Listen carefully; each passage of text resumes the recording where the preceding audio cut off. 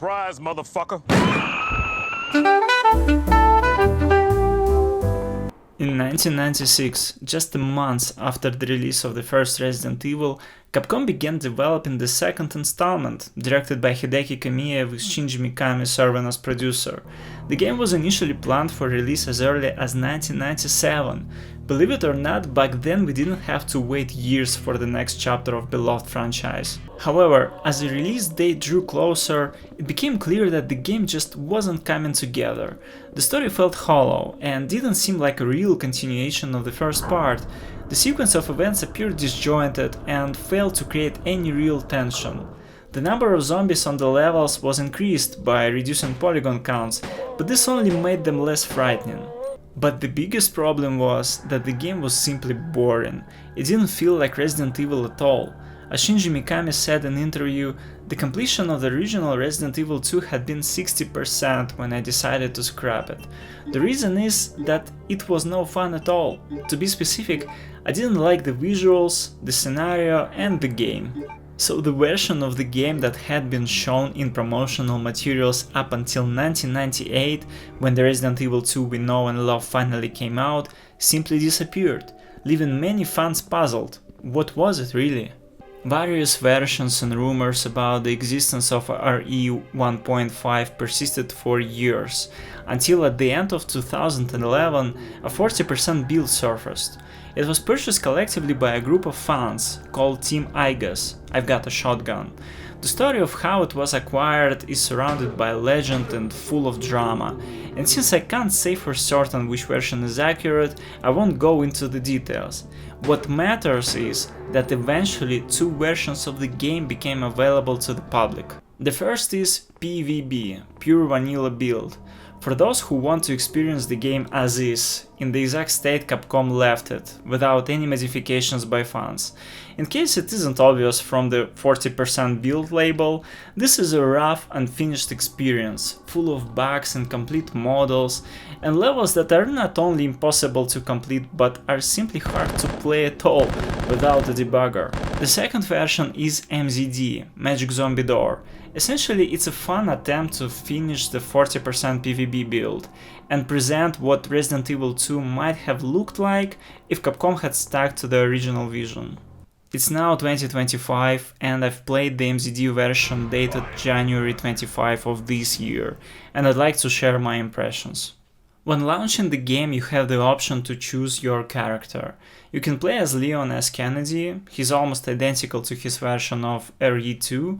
The only difference is that he's not exactly a rookie anymore and has already been serving in the RPD for some time. Or you can play as Elsa Walker, who eventually became the basis for Claire Redfield. They share a love of motorcycles and care an attitude toward children. In Elsa campaign, you'll also be looking after Sherry Birkin. While I do like Elsa, she has many of the same personality traits as Claire, and wears a cool biker outfit that, to be honest, I liked more than Claire's design. I can understand why she had to be replaced. Claire Redfield being Chris' sister created a direct connection between the first and second games. She was motivated to explore the chaos-stricken Raccoon City from top to bottom, from the police station to Umbrella's underground labs, to either find her brother or uncover any clues about his whereabouts.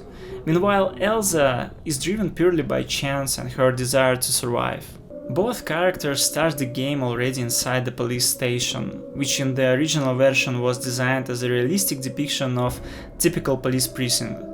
There was none of the Spencer Mansion madness with its absurd architecture, puzzles and hidden passages in version 1.5. During testing it became clear that the location felt too normal. Its floors were too similar and exploring them just wasn't interesting. That's why the police station was later reimagined as former museum, which allowed the developers to get more creative. Still, I personally like the setting of an ordinary police building under siege by zombies. The situation inside had already spiraled out of control. Almost all of the officers were either dead or had turned into zombies. Only few survivors remained, including the main characters, Leon and Elsa. along with a number of supporting characters, such as Chief Irons, for example, who originally wasn't conceived as a villain. He was seriously wounded, having shown weakness when his infected subordinates attacked, and now, in critical condition, he tries to help Leon escape. Marvin Brana, who will play a much bigger role in Leon's campaign than he did in the final version of Resident Evil 2, and will survive until the end actually. Ada Wong, who in some versions was also called Linda. Here she's just a former Umbrella scientist without any hidden agendas. And two characters who never made it into the final release, a police officer named Troy, who dies at the very beginning of Elza's campaign, and his friend John, who helps Elza all the way to the end. Although both characters' campaigns pass through the same locations, the police station, sewers, factory and Umbrella Labs, they unfold in parallel and complement each other. For example, when you enter the interrogation room as Elza, you encounter Roy still alive, while in Leon campaign, he's already dead, and so on. Even though MZD can be played from start to finish, the narrative still feels more like a fever dream, with disjointed sequence of events. For instance, when you meet Ada for the first time, she runs away so quickly that she doesn't even have time to say her name. Then when you encounter her again in the parking garage, Leon is already calling her by name, and they're discussing where Marvin might have gone. It feels as though you have skipped several story scenes. This is just one example. Situations like this will follow you all the way to the end of the game. In terms of gameplay, the game is also quite different from Resident Evil 2. Here there are many more zombies, but you're given much more ammo and a variety of weapons to fight them off. You don't have to engage them all, just like before you can often successfully avoid encounters with many of them, but if you do decide to fight back, be prepared for the monsters to be real bullet sponges. You'll need quite a lot of ammunition to take a zombie down for good. The only thing that helps a bit is that after taking a few shots, zombies will fall to the ground for a while, giving you a chance to push past them relatively safely. Apart from zombies, you'll also encounter some familiar enemies from the first game, crows and spiders, as well as two new types of monsters, man spiders and zombie gorillas.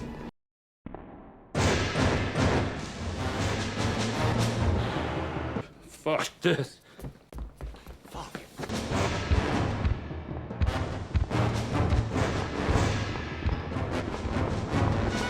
Overall, the action component is fairly satisfying. You constantly come across new weapons, new handguns, new SMGs, new shotguns, though I have to say the shotguns were a bit disappointing. I never managed to land a trademark Resident Evil headshot with them.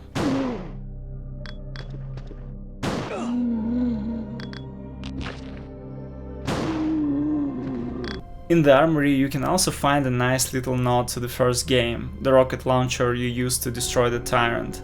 You can't pick it up, it's presented as evidence from the Arklay Mountains incident. One rather important feature that never made it into Resident Evil 2, but is present in MZD, is body armor. Throughout the game, whether you're playing as Leon or Elza, you'll find vests that grant you extra protection. The first vest is found in the police station, and the second, more advanced one, is located in the Umbrella Labs. It was hard for me to judge exactly how much they improved your defense, but they certainly looked cool. Another unique detail never implemented in any later installment is the visual representation of damage on your character. Torn armor and blood stains on clothing are a great touch to reflect the injuries your character has suffered, which would have worked perfectly in combination with the limping animation. Interestingly, during the development of the second game, Capcom already wanted to move away from healing herbs, replacing them with corresponding colored medicine vials. At the very start of the game you find two such vials containing the essence of green and red herbs, and only near the end you'll come across blue medicine. Overall, there aren't that many healing items in the game. You'll find a few sprays and that's about it, so be careful, especially on your first playthrough. Given the simplified level design, the game doesn't feature particularly complicated puzzles. As a rule, most key items you need to progress are located nearby. However, there were a few puzzles for which the game gives you no guidance at all, like which switches you're supposed to activate in the generator room. You just need to know that somehow. I also wasn't too fond of the color-coded keys and the related codes you can only find by searching completely random corpses in the police station. Speaking of bugs, unlike the 40% build of the game, the MZD version hardly suffers from any game-breaking issues. I only encountered a couple of situations where my character either disappeared or became a tiny when using the stairs. Both times the problem resolved itself, either after I walked around the area for a bit or after I exited through a door. There are still plenty of visual inconsistencies where you can walk on parts of the static background you clearly weren't supposed to. It looks strange, but doesn't break the game.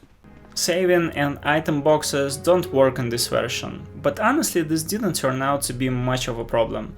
For one thing, you can always save using the emulator, and second, the game is short enough that you can easily finish it in one evening. My first playthrough took me less than 2 hours.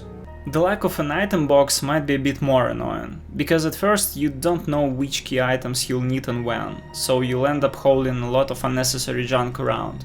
But here's the tip. Every item becomes obsolete after you use it once. So after you use the lever, a keycard or a fire extinguisher, you can safely open your inventory and discard them by pressing the select button. So do I consider Resident Evil 1.5 better than Resident Evil 2? Absolutely not. But it did have some interesting ideas that unfortunately never made it to release, like the body armor system and the visual representation of damage. On top of that, I really enjoyed seeing a realistic depiction of the RPD, and I'm truly glad that there is a dedicated group of fans who gave us the chance to see what the game might have been like if Capcom had stuck to the original vision. So this was Radio Nick, thank you for watching, don't forget to subscribe, hit that like button, leave a comment, and I'll see you next time.